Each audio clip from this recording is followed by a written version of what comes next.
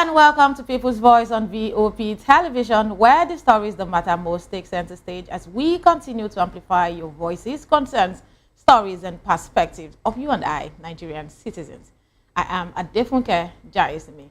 And today on People's Voice, we are shining the spotlight on the biggest news story that Nigeria's former president, Dr. Goodluck Ebele Jonathan, will be one of the leading candidates to confront incumbent President Bola Ahmed Tinubu of the APC in the 2027 presidential poll. But before then, let's look into Lagos State, where the Lagos State government has extended its sympathies to residents affected by the recent flash flooding in Ikorodu, caused by over 13 hours of relentless rainfall. To address the issue, the government plans to develop a relief intervention plan for the worst-hit communities. A team led by the Special Advisor to the Governor on Environment, Engineer Olakunle Rotimi Akodu, conducted a spot assessment of ongoing drainage infrastructure projects in Ikorodu. So yeah, the key points. The flooding was attributed to a rare magnitude of rainfall intensified by climate change, with Rotimi Akodu describing it as a magnitude that occurs only once in decades. In response, the government is committed to fast-tracking the completion of drainage infrastructure projects to prevent future flooding. Honorable Abiodun Moshood, a member of the Lagos State House of Assembly, also assured residents that the 12-month drainage project launched 6 months ago is on track for completion within the stated time frame.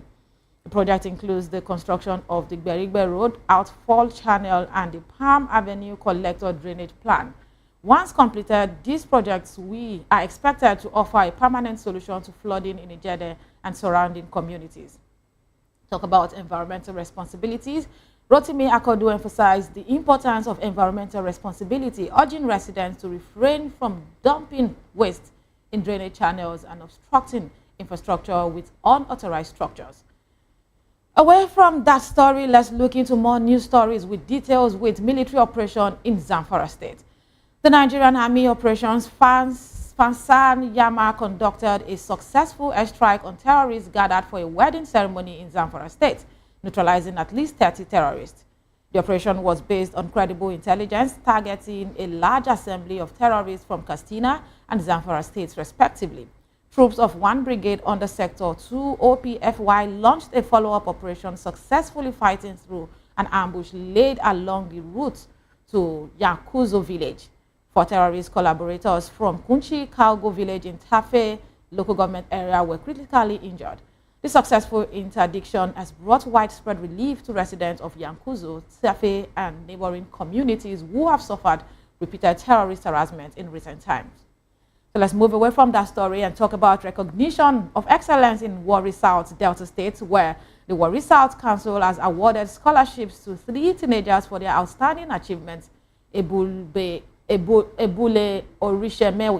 Orishemeyiwa Precious scored 334 in UTME, received a full 4-year university scholarship at Makati, and also Makati Orisheyigbemi Jesse, winner of the 2025 NDLEA National Award, was also granted a 2.15 million for tuition. And Adekunle Oluwasegun David, a talented young saxophonist, was also gifted 500,000 naira to support his education and musical career.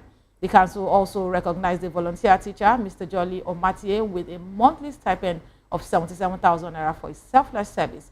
The chairman of the council also stated that the initiative reflects the spirit of the Governor More agenda, which prioritizes merit-based development and grassroots connection. And this story is important because a lot of people feel that, good works are not rewarded, especially when it has to do with academics, but kudos to the government of Delta State. Let's talk about Igbo's comments on the position of Igbo presidency and comments coming from the Minister of Work.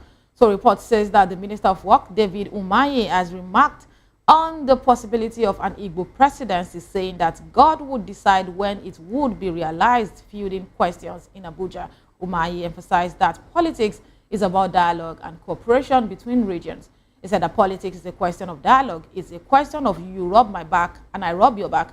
We should not be very sentimental because only our votes cannot make our son or daughter president. Umahi also added that the Igbo region needs to support other regions so that they can in turn support them. Still dwelling in the southeast with projects in the South-East and South-South region, the Minister of Works, David Umahi, has also provided updates on projects in the Southeast and South-South region. He mentioned that the past administration of late President Muhammadu Buhari awarded the Enugu-Onitsha Road project at a cost of 202 billion naira, which was later discontinued and re-awarded for 50 billion naira. Work is ongoing on the project, according to him, with the government directing emergency measures to ensure the road is motorable. Umahi also mentioned the first Niger Bridge project, which is being executed on a public-private partnership PPP basis. He reiterated that the bulk of the project is located in the north with 53% of the project, while the south has 47%. Let's talk about Peter Obi's statement on building political parties. Report says that Peter Obi, the 2023 Labour Party presidential candidate, has urged Nigerians to be dedicated to building political parties that are bigger than the government and law-abiding. Obi delivered this statement during the public presentation of two books, The Bubbles of Nigeria's Democracy, The Musings of a Nigerian Journalist, and What Data Wonders, Memoirs of a Partisan Journalist. It asks journalists with deep knowledge of Nigerian politics to write more for people to read and understand the nature of Nigeria's political space. We're working hard to build that new Nigeria where we are going to have political parties that will outlive us, that is organized, and that will be bigger than the government, he said. Those were Obi's remarks at the recent event, but that's the much we can take on the biggest stories in the news at the moment.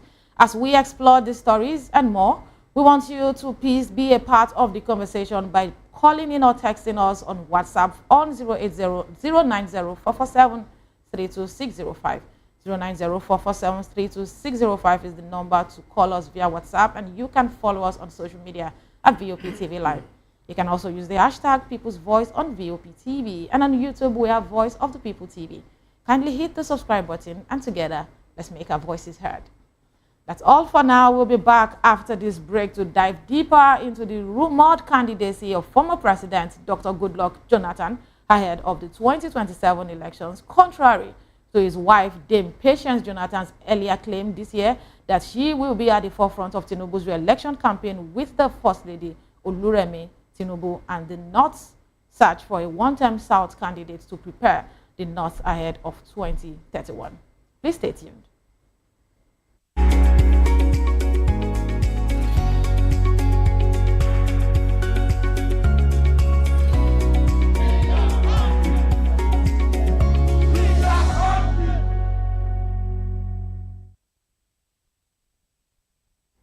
Many thanks for staying with People's Voice on VOP television. The North is facing, or reports are saying that the North is facing a crucial decision regarding who to back in 2027 presidential election, with 5 key politicians in the running endorsement. And I mean, that's what we have so far. We might just wake up to surprises before the end of the year or maybe in 2026, but so far we have about 5 key politicians in the run for the endorsement. And yes, these include the incumbent president, Bola Ahmed Tinubu. We have former Vice President Atiku Abubakar.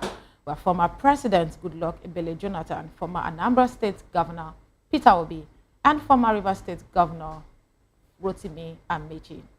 Some northern stakeholders are considering a southern candidate who will serve just one term to maintain the north-south power rotation principle and ensure stability. The top contenders are,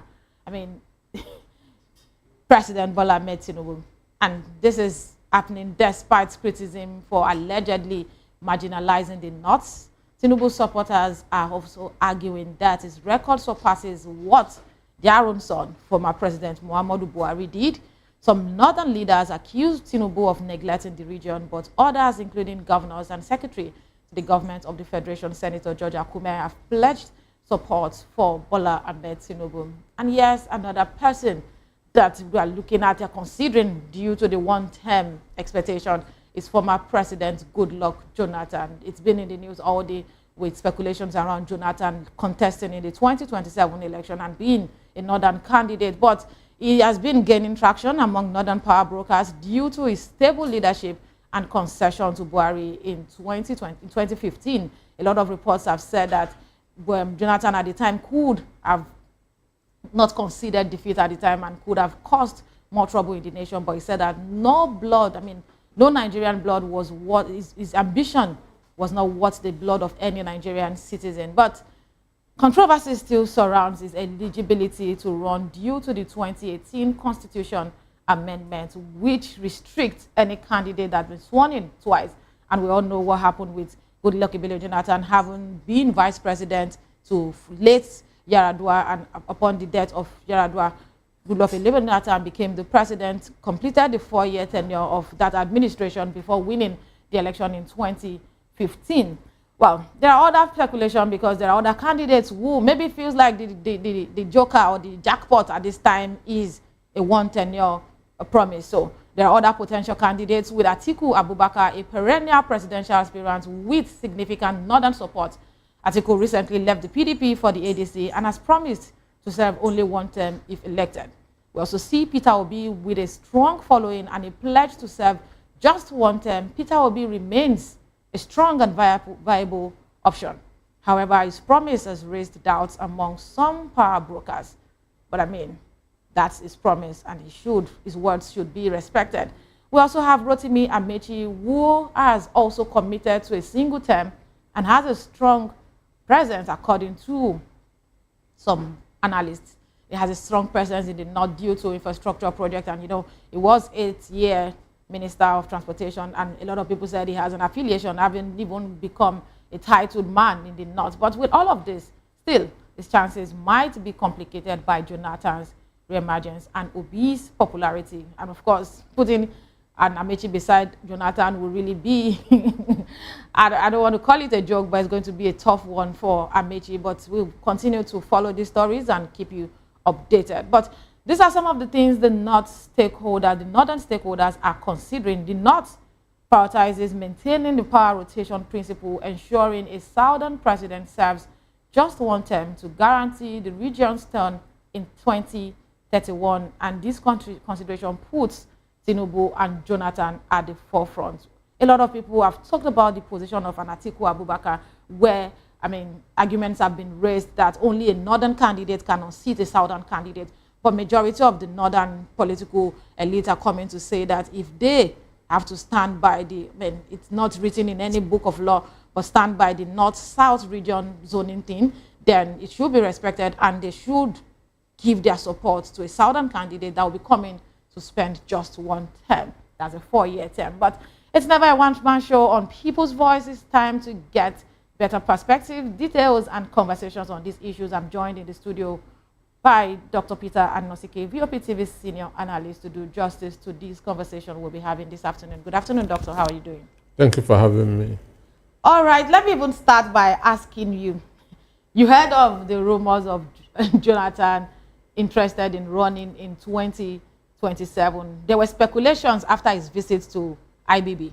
That was in the news, that he visited IBB, and a lot of people were like, okay, what's this visit about? Then we woke up today to hear the news of the possibility of him contesting in that election. Let's talk about the power rotation principle, which the North is trying to put a balance to. Do you think the North will prioritize adhering to the power rotation principle if push comes to shove? We know that there are Northerners that are also eyeing the states. And if so, how will they ensure a Southern candidate serves only one term if they want to look beyond Goodluck Ebele Jonathan? Well, I want to start by saying that when you were mentioning the presidential contenders, one name was conspicuously missing.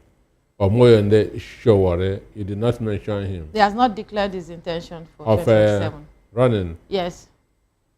Well, he is one of the candidates. Doctor. Omoyende Sowore is one of the candidates. Okay, I'm hearing that from you now. Yes. He is working strongly on it. Understand? With his detention and everything happening right now. And the police that he did on a protest are the ones that arrested him and broke his hand. Doctor, you can't do this. You can't do this, because we'll be talking about that tomorrow, because we really want to understand what it is with Sowore and the Nigerian police force. It feels like he enjoys the kind of publicity that comes with that. But either ways, I think that his rights should be respected. Whatever is happening, Okay. we'll get more details. But let's go into the conversation. We know that Constitution, the 1999 Constitution, gives every Nigerian above the age of 21 the power to aspire. Understand? So there's no discrimination as long as that person has not been convicted by any court of law. Sure, understand. So everybody is so the north-south rotation is just to maintain a balance. Understand? Right. It's just to maintain a balance but it's not in the Constitution. So even when they were saying it is the turn of the South, northern candidates were still contesting, running. Mind you, 2003, Buhari ran. Right. Understand? True. 2007, Buhari ran. 2011, Buhari ran. Understand me? So you can see that it is not being strictly maintained. True.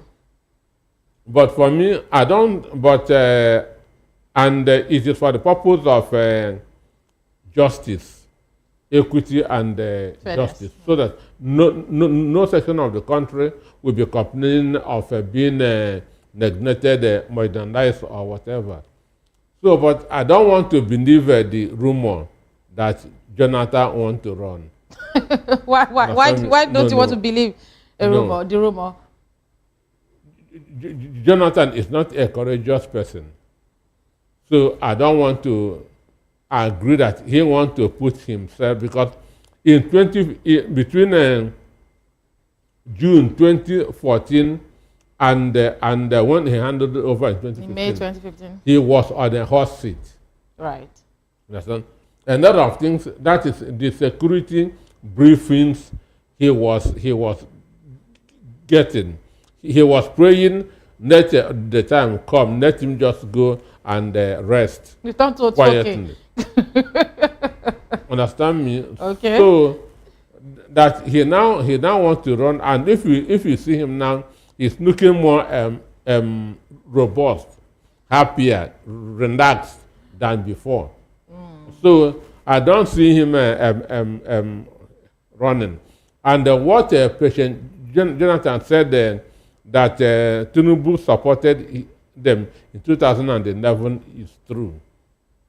Oh, okay. It is very, very true. But a lot of people argued this when that news came out, because the ACN at the time also had their presidential candidate. When I talk, I prove. Oh, go ahead, please. Understand me? So in 2011, ACN had Nuhu Rebadu. Right. Understand? And there was, at that point in time, Aribwesanda was the governor of Osun State. Aribwesanda refused to abide by the agreement. That year, Jonathan won Lagos State. The only state that he did not win was Osun, because Aribwesanda said no. Understand? So Buhari supported, Tinubu supported Jonathan in 2011. So Rebadu was just there as a figurehead. Even his own state of Adamawa, he couldn't even.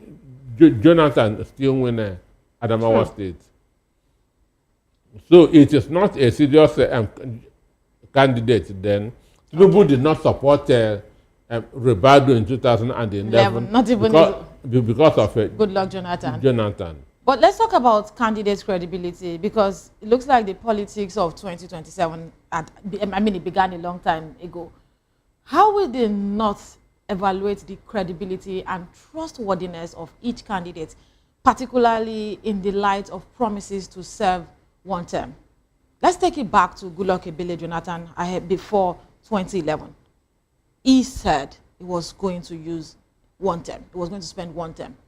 And beyond the propaganda, beyond the division within the PDP and Atiku Abubakar, Sakala Sakaraki, and everybody working out on him ahead of 2015, there were a lot of conversation around. You said you would not spend more than one term. So this is another electioneering year we are working towards. And the North trying to abide by the zoning thing wants a southern candidate that will serve for one term, just so that the 8 years of the South will be completed and power can move to the North and we can have majority of northern candidates. So how will the North evaluate? What can they do? I mean, well, they can't be gods. Well, in this issue now, I can say, assuming that putting Jonathan there, he is the safest candidate for the North. Because he cannot go beyond that one term. Because Constitution bar him. Understand me? Constitution bar him. So there's no manipulation, there's no ambition that you would say he wants to serve extra. So are we looking at another Donald Trump in Nigeria? I say I don't really. You don't believe it? Sure, because I don't think he will want that to go for, because it is a hot seat. Okay, I'll come back to Goodluck Jonathan because there's so much to talk about this choice of candidacy. But let's talk about policy priorities now. What policy priorities will the North or should the North consider when evaluating each candidate? I mean, looking at what the present president is doing, and of course the manifesto of all other candidates, and how we then ensure that their chosen candidate aligns with the northern interest.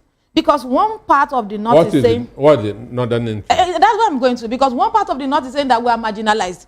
Another one is coming to say that, no, your own brothers failed you. Another one is coming to say that you cannot put the problem of the North on this administration. Yesterday, there was an interview where it was being established on the infrastructural plan of this administration with 57% going to the North. And you see another come out to say, a representative from the ACF coming to say that he's not seeing where that project is going. That's just statistics. So what exactly should the North look at when it comes to policy priorities so it can align, or maybe it should align with their interest? Well, let us start with the formation of Nigeria in 1914. Okay. Understand? In 1914, the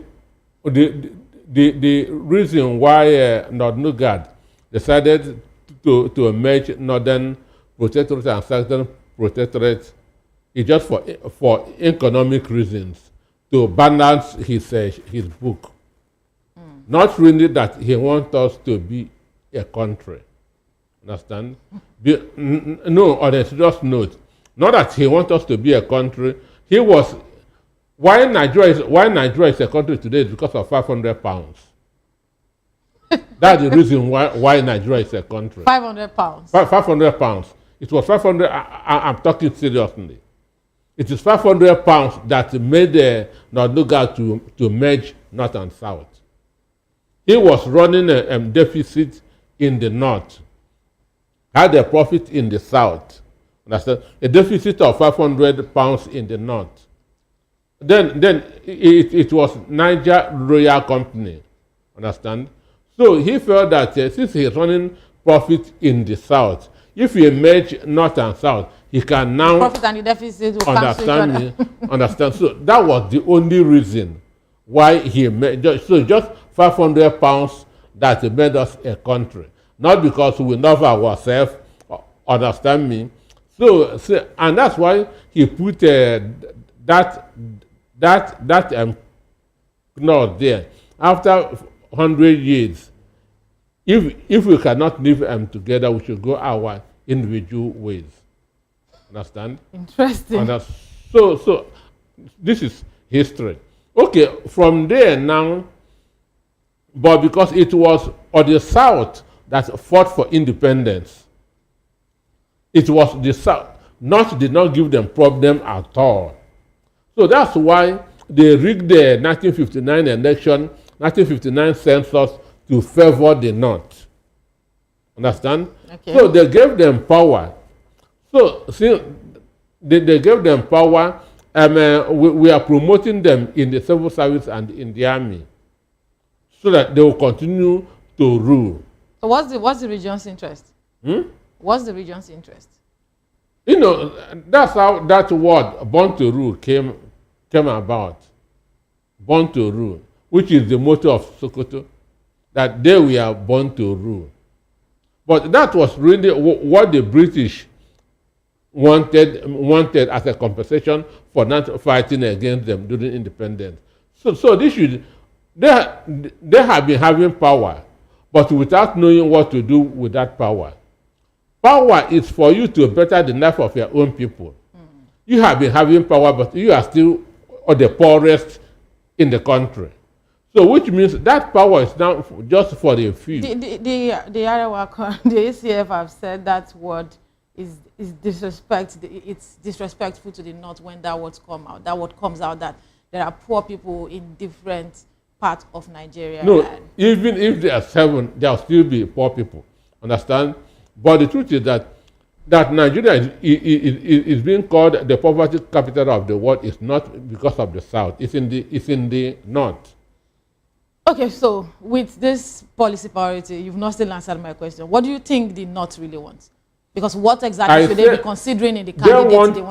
They want power, but just power for the power's sake. Not knowing what to do. Not knowing what to do, because power is for development. Exactly. But are they developing? The answer is no. So do you agree with Shehu Sani's claim that their own brothers failed them because they've had power for the longest of time in Nigeria and they should have been able to hold? That's why I say they just want power for power's sake and not power to impact on their people or to develop their own area. Okay. Let's go back to Jonathan's eligibility. In as much as you've said you don't believe in that rumor, whatever the case is, they say there's no smoke without fire. I mean, we might just wake up tomorrow to see a Jonathan contesting under the People's Democratic Party. After all, even though he has been so quiet, there's been no there's been no conversation around him moving to any party or not. But how will the North navigate the controversy of the surrounding Goodluck Jonathan's eligibility to run, given the 2018 Constitution Amendment?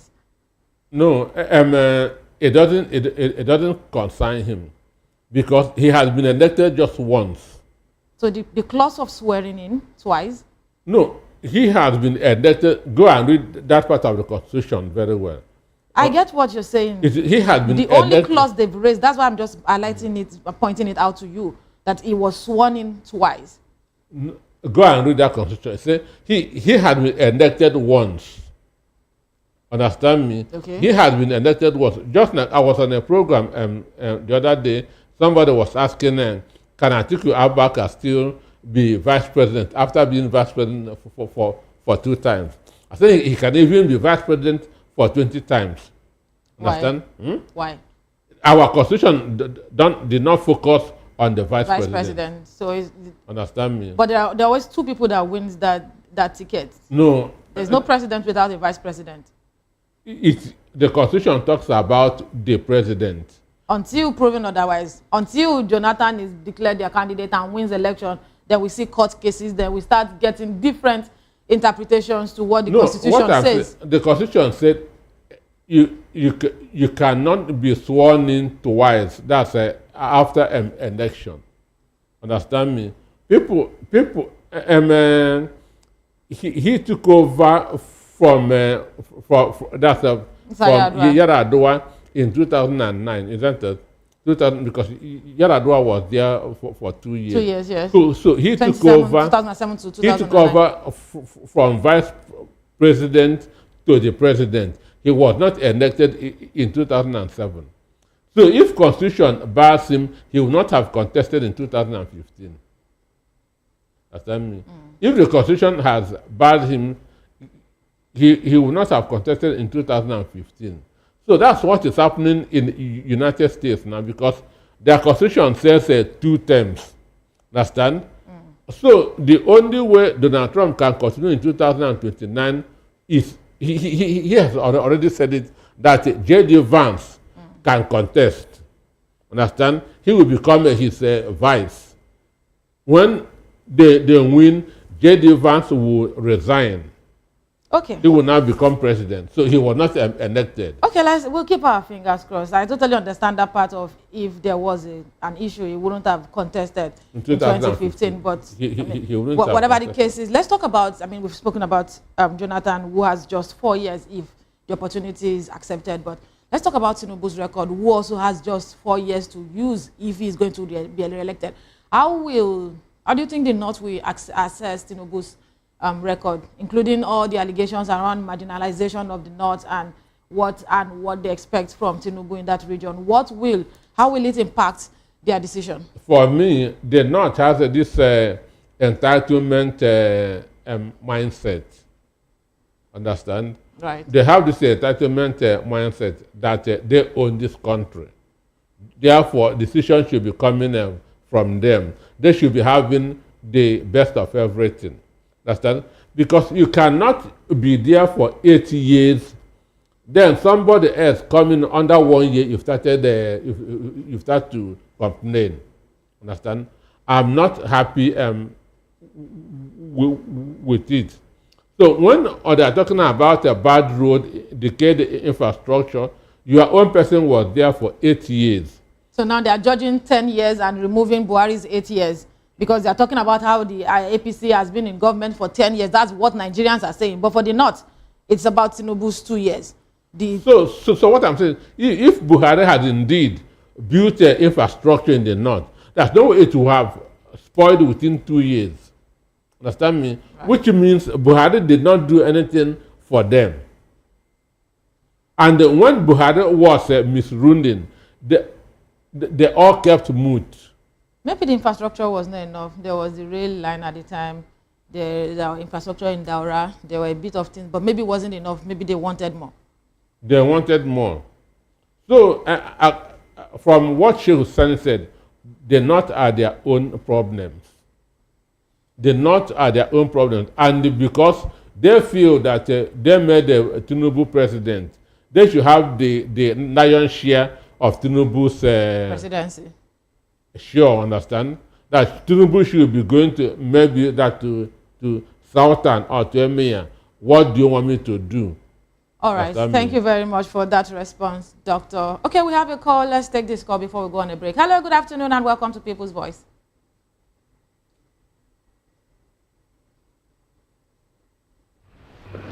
Hello, can you hear me? Good afternoon, I can hear you. Your name and share your thoughts, please.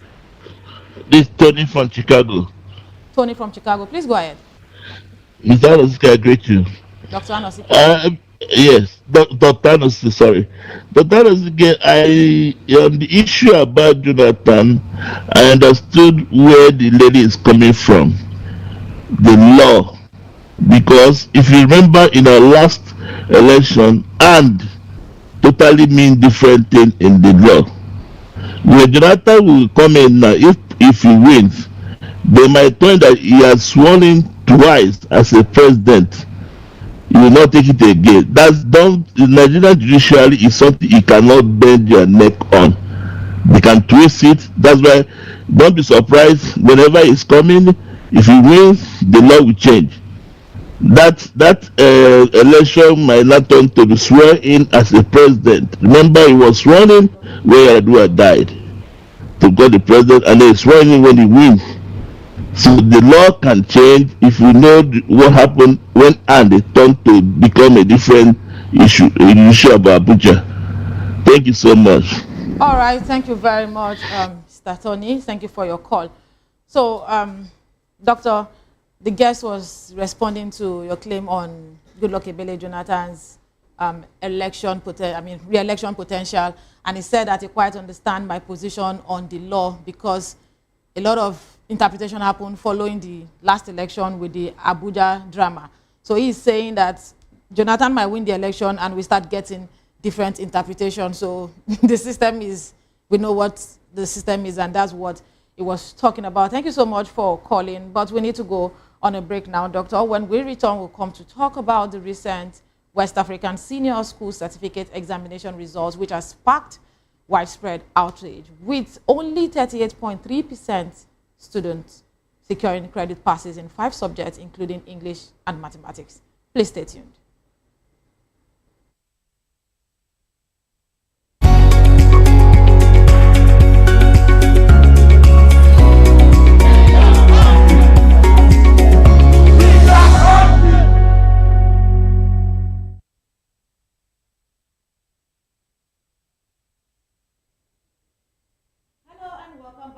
Tinubu's voice on VOP television. The recent West African Senior School Certificate Examination WASC results have sparked widespread outrage, with only 38.32% of candidates securing credit passes in 5 subjects, including English language and mathematics. Parents, educators, and students are demanding the cancellation and retake of the English language paper, citing gross irregularities during the examination process. Here are some of the key concerns that have been raised so far. It's been reported that some candidates wrote the English language paper as late as 10:30 p.m. using phone torchlights in mosquito-infested and rain-drenched classrooms. Students were subjected to unfavorable conditions, including power outages, shortened examination time, and overcrowded hall. And sincerely, we spoke about that on this show. After that examination, it was a very bad scenario. The failure rate has been attributed to systemic failures, logistical issues, and alleged mismanagement by WAEC. But on the part of stakeholders, there's been a lot of reactions that have been pouring into, with concerned parents and educators network CPE saying, this cannot be accepted. Members of CPE have expressed outrage, calling for urgent reforms and questioning the relevance of WAEC. National Association of Proprietors of Private Schools, NAPS, as the association has also condemned the conduct of exams during nighttime hours, the condition which the students are subjected to, describing it as unacceptable and detrimental to the performance of the students and, of course, their health. There's also the part of parents and students who participated in this examination who have taken to social media, sharing their experiences and demanding justice for affected students. We know that for every examination, there must be passes and failures. But for this particular examination, it was all over social media. The evidences were way too much. And one will wonder, in 2025, should we even be talking about things like this in a nation like ours, Nigeria? What exactly is the ministry doing about all of this? The ministry should be able to work with the appropriate agencies to ensure that students have, conducive environment. No matter how, the least. Nigerians are not even asking for too much, but something conducive for the people to write their examinations. But here are some of the potential consequences that have been suggested, with the education advocates who are urging the Federal Ministry of Education to intervene and launch an independent investigation into the circumstances surrounding the examination. Some parents are also exploring legal options to compel WAEC to re-evaluate English language scores. And on the part of stakeholders, they are calling for a strategic overhaul of Nigeria's public education system, including teacher recruitment, training, infrastructure improvement, and better funding. Better funding might be questionable because you see governments, maybe we're in Lagos, maybe we need to look deep into what is happening across different states. And whatever investment is going into that sector, people should be held accountable and there should be enough transparency. But I still have with me in the studio Dr. Peter Anosike to do justice to this topic. Doctor, I recall we had that conversation on the Saturday morning that was buzz. On the morning buzz, yes, after that examination, and you spoke very well on that issue. Now the results are out, just 38.32% compared to what happened last year. And this is following to a major decline after UTME results were also released. The system is not even helping the students. As much as you want to make claim of, oh, students are now using social media, they are not paying attention to their textbooks. But on the part of the government, how conducive do students have? How conducive are students? How conducive is the learning environment for students? Well, the issue is this: according to them, this is the worst result in the last 10 years. Understand? But you preempted this. Because psychologically, there's no way that exam will come out right. Understand? So, and I'm even thinking, are they not just using these exams to be raising money for government? But raising money for which government? Because this same government get to sponsor most of the states. There are some states that they don't even pay for WAEC is the government. So why would you just be, don't know who is sabotaging whose efforts here. So this is the future of the youth that are being destroyed, because when JAM was taken, we were told initially that out of over 1.5 million, that took only 427,000 scored above 200. True. So now about 1 million we are to retake. At that point in time, WAEC was still going on. True. So students are now to take a WAEC today, jam tomorrow. While you are reading for a different exam, you are taking another exam. So a lot of things, it was a terrible period for the students. But ordinarily, you're supposed to take WAEC you're supposed to take JAMB after you finish secondary school. It's the quest for quick admission and having, oh, my child is smart enough. I understand these things, but the reality... No, yeah. Because if you write the two, the way the admission work, if you write the two at the same time, you are most likely going to use an awaiting result to gain admission that same year. If they don't want, they shouldn't have created that awaiting result. So it is them that have enabled it. It is them that enabled it, but by putting that provision awaiting results. Understand me? So the issue is that the students were treated unfairly. Understand? Even if they are to own responsibility with the way the things happen, they will now be saying that government or work is their problem. True. Because I cannot imagine the kind of environment where people will be taking an exam with a touch phone, which means 5 people maybe, and it could be that only 1 person come there with a phone, which about 6 people will converge on a table and say that they are taking an exam. Okay, the deed has been done. Parents have called for the re-evaluation of that result, and maybe they give them the opportunity to rewrite. Some association of private-owned schools have said that there should be an entire overhaul of public education in Nigeria. But how can WAEC and the government work together to prevent similar issues in the future? I mean, and restore confidence in the education system? This is issue of logistics and the infrastructure. Logistics, that's moving paper maybe from the bank where it is stored to the schools, which needs good roads. Understand me? Even some use Okada. But these things are always happening. During election is logistics. During examination, logistics. So that's the problem, the issue of logistics and infrastructure. Imagine where people are writing an exam, rain is falling, entering there, they are running from one end to the other. Try so that the rain will not spoil their. You cannot expect the best from them. So this issue of logistics and infrastructure, if they can get this thing right, I feel things will improve. But what becomes of the fate of those people who wrote the exam with torchlight and they failed? Exactly. But it's quite dicey because some wrote the exam with that torchlight and still passed. So what measures can be taken to ensure that exams are conducted in a fair and standardized manner without compromising the integrity of that examination process? And do you think that English language examination, do you think it should be cancelled or retaken, or should alternative solutions be explored? Well, they should go back to the other years, because I follow this. I know that there was a year that I had 72% scoring, having a C in both English and maths. So I don't know what happened. So from 72%, they have been going down to up to now that it's 38. And if it's not watched, maybe one day it will be 20. That's bad. So they should do something and they check the performance of that particular subject, which is in contention.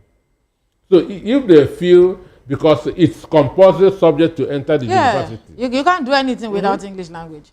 So if they pass, if the failure was massive, then they should do something about it. So you recommend that they can retake or cancel that result? Cancel and retaking is something. Okay, well, definitely when they cancel, they have to retake the examination. Because I cannot say award mark.